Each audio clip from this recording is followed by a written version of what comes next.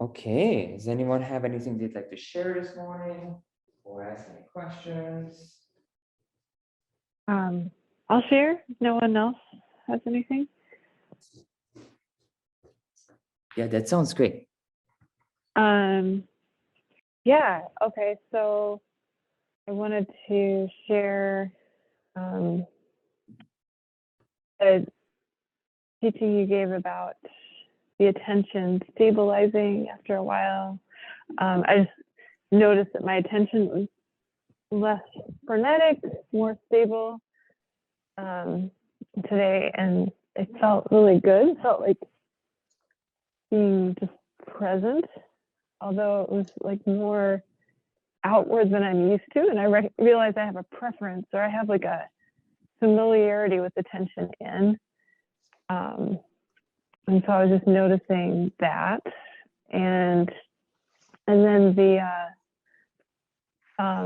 attunement and feeling the partner's dantian, that was really distinct and cool. And so when you were having us feel the other person's dantian while we kind of look at them, and I felt that connection with my partner, and like they were in the room with me, and it was like really neat to know that that was so accessible, and also like how you know, whether it's remote or not, I feel like it doesn't really matter. It's just a matter of being present in that way. And so it was great to have that experience, you know, and kind of looking forward to deepening that. So those are the things I noticed. And then I have a question about the hard qigong portion. So, okay, so I'm following, and you're doing it pretty fast now. And I realized I'm not like super intentional about, I'm starting to get more interested in the specifics of it. Like, you know, like I know that you're exhaling, if I remember, out the martial laogong, that point in the fourth digit of the palm. And then I was thinking about inhaling like in different ways. You know, first it was just kind of automatically inhaling there, and then I was trying inhaling from the perineum and out there. And I kind of wondered, one, what you do, and when it's so fast, if it's even worthwhile focusing on so much. So I'm kind of looking for some direction there. Okay. So when you're doing the heart qigong, it is actually, so the reason it gets fast is because you're not focusing from a gradual point. So like say, for instance, when you breathe in, you'll notice that it's a fist, but then when you exhale, you know, it's a palm, right? So right. When you're exhaling out through the palm, then you exhale it through the martial laogong, which is where, you know, located where the fourth digit bends, you know, on the palm. And so, you know, you exhale out through that point, but then you inhale through actually the base of the palm where, you know, the division happens. It's called the heart of the palm. Oh. So you inhale actually, so when you make a fist, you know how, what's the word for it? When you make a fist, or, you know, when you look at the palm, at the base of the palm, you know how it divides. Like there's the fleshy part that's on the pinky side, and there's a fleshy side that's on the thumb side. And then, you know, and then those two fleshy sides, they kind of divide. And so that's kind of the center of the base of your palm. And that's actually where you breathe in when you make a fist. And you breathe in to the center of your arm all the way to the center of your dantian. And then when you exhale, you basically exhale out through the same pathway, except for you exhale out through the martial lagon. So you inhale through the base of the palm, and then you inhale through that, and you exhale out through the martial lagon. Now, when you keep practicing that, at some point, you start feeling that entire line, like breathing in at the same time simultaneously. So it gets faster. Oh, okay. So when you first breathe, you can't feel the pathway, so you breathe like gradually from the base of the palm, in a fist. So you go, and then you gradually fill up to your dantian, and then you feel the pathway, and then you do that. At some point when you breathe, the entire line actually breathes in, and if anything, you kind of feel like it's being sucked in from your dantian. And so at that point, the breathing becomes actually rather quick. But then before that, it's more gradual. So if you still need to, I would say just don't follow my pace, just follow your pace, and just practice on doing that gradually until you feel the whole line, unless you feel the whole line, and then breathe into the base, and then exhale out to the martial lagon. Thank you. That's super helpful. So the line you're talking about is from the dantian to the base. It's not something more specific like the pericardium line, because that's the pericardium, or I guess. It's better. It is a pericardium line, but it's better to think in terms of the center of the arm to the center of the body, so the central column. Okay. Okay. I think I can feel that. Yes. So you're correct. Thank you. Yeah, you're correct. It is actually primarily the pericardium and the triple warmer that you're utilizing. So you're correct on that. But even though that is the case, it is actually also important to look at it from the central column or the thrusting vessel perspective, because you're really actually utilizing the center line, which is actually the thrusting vessel, and which connects to the central column. And so you're primarily utilizing the central energy system and developing that, and then connecting it so that it becomes more useful. That is super helpful. Okay. Thank you so much. Yeah, you're welcome. Feels like you're feeling it. So that's good. Yeah, I can feel it all the way to my feet. That thrusting vessel. Yeah. Okay. Yes. If you do it correctly, then you actually feel it in your arm, the center line of your arms, your torso, and your legs, actually. So that is actually very accurate. And then you keep doing that, and then it gets fast by the time you actually feel the pressure. It kind of literally feels like you have a hose, the center of your arm, the center of your torso, the center of your legs. And when you breathe in, you kind of feel like it's a hose, it's pressurized. Then your breathing gets actually faster. Oh, so you're just pumping it. Yeah, you're pumping it. Yeah, you're pumping it. Yeah, this is not a gradual meditative thing.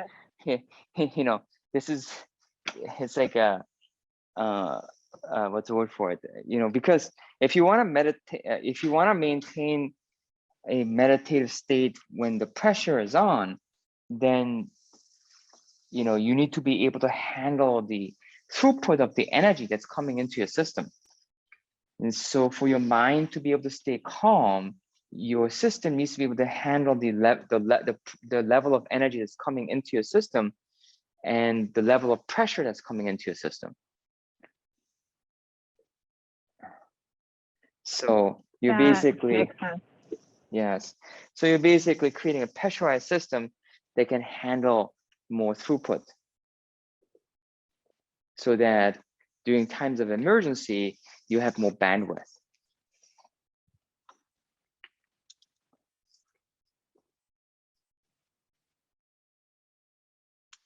That's a really much more complete picture than I had. I know I was supposed to do something like that, but I couldn't access enough specifics to get it to turn on. So this is super helpful. Good, good, good. So, and then kind of just, to just respond to what you said, what you started off with. And so for the audience, what we're talking about this morning, what we talked about was basically we're on Zoom and we're doing partner exercises where you would kind of just look in the direction of your partner on the screen without focusing on them, but actually just as you're looking in the direction where you feel the body, or you imagine that you're feeling the body, and then one person would move, and then you would just feel whether you can feel what would just happen actually when they move. And what happens is that when you feel the body, you imagine that you're feeling the body, or you're just looking in the direction without focusing on them, and you're looking at the body and they move, you will feel as they move, your body kind of being pulled in the direction that they're moving. And my understanding is that that happens because of what's called mirror neurons in our system that mirrors the system of the other person, and that leads to what is called attunement. In psychology, I believe, and then rapport and NLP, and in our system we call it actually syncing, or in harmony.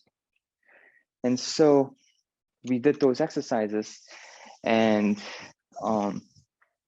if you want, try that.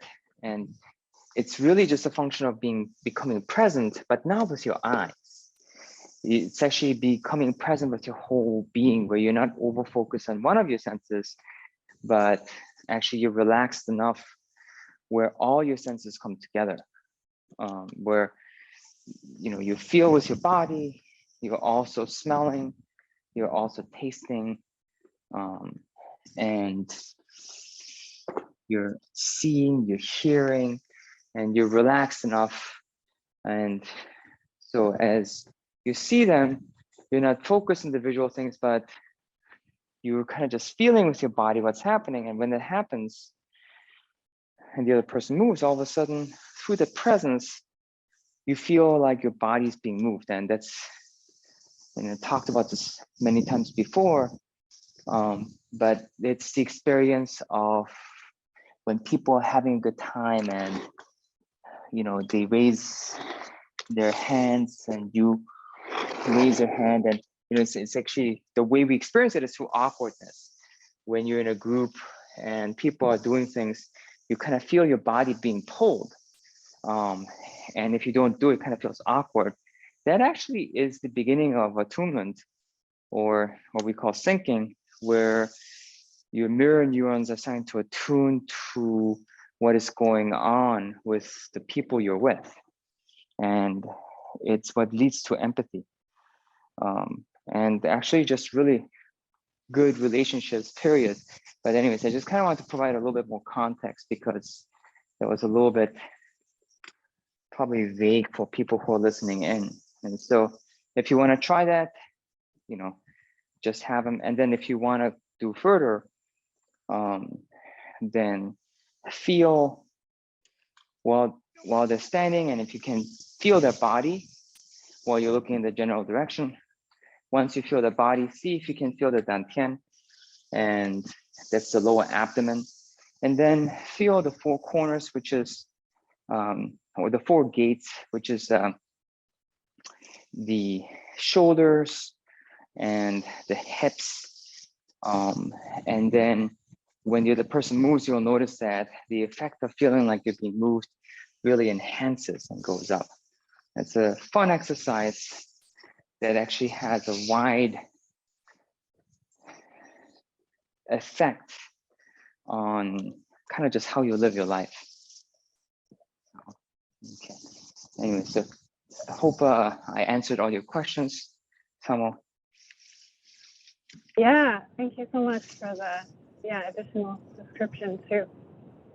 It's Oh, you're inspiring welcome. to practice that, because I feel like even in person sometimes it's missed, and it's not so much the proximity, even it's just the quality of attention. It makes it really concrete. So thank you. Yeah, you're correct. I think, this is, I feel like a very important concept, because I've actually had to teach this to some people who are experiencing, a lot of separation, and, just to help them actually understand that they can feel connected, and that they don't actually need the physical presence, that it's actually just the quality of attention.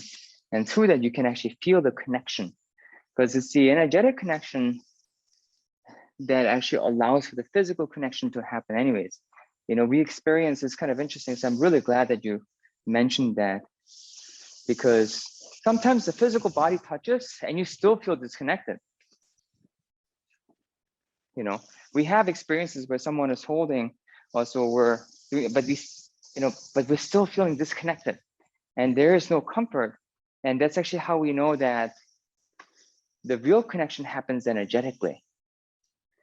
And it's actually surprising that the connection that we feel is much more satisfying, and then even actually the physical connection, once you feel the connection, because what we realize is that the physicality actually just allowed us to be more present, because for some of us, the physicality allows us to be present more easier.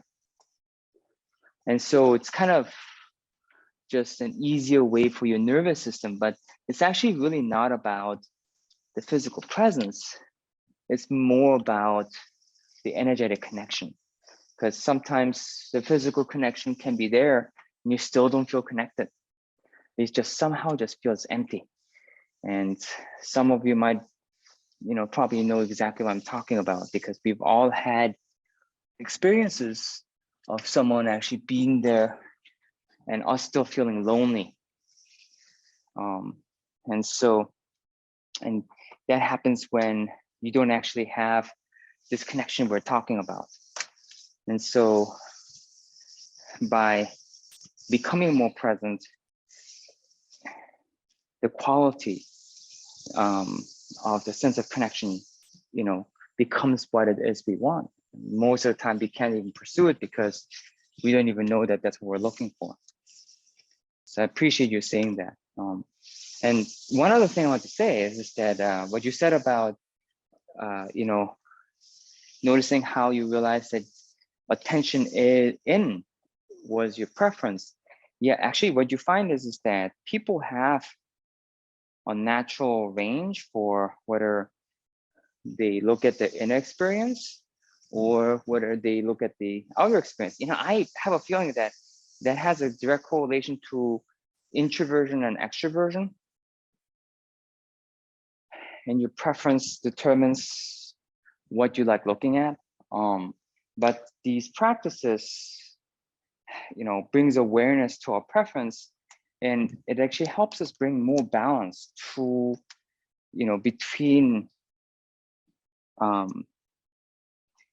attention in and attention out. And I feel like understanding that balance is just really so critical, to having peace and being able to understand what it is we can do with our attention, so that we can have the kind of experience that we're looking for. So, but anyways, so thank you for sharing all that. And the question was a great question. It was a great exploration. Oh, thanks for listening, and thank you for that. Yeah, I feel really geeked about all the exploration. Good. Okay, so I'm almost done cleaning here. Does anyone else have anything they'd like to ask in closing?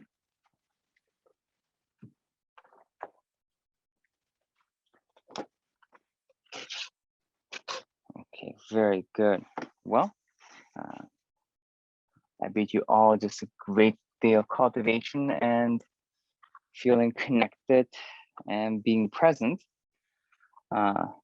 and just have a great day of Tao. Thank you, Master Kim. You're welcome. Thank you, Master Kim. You're welcome. Thank you. Welcome. Bye.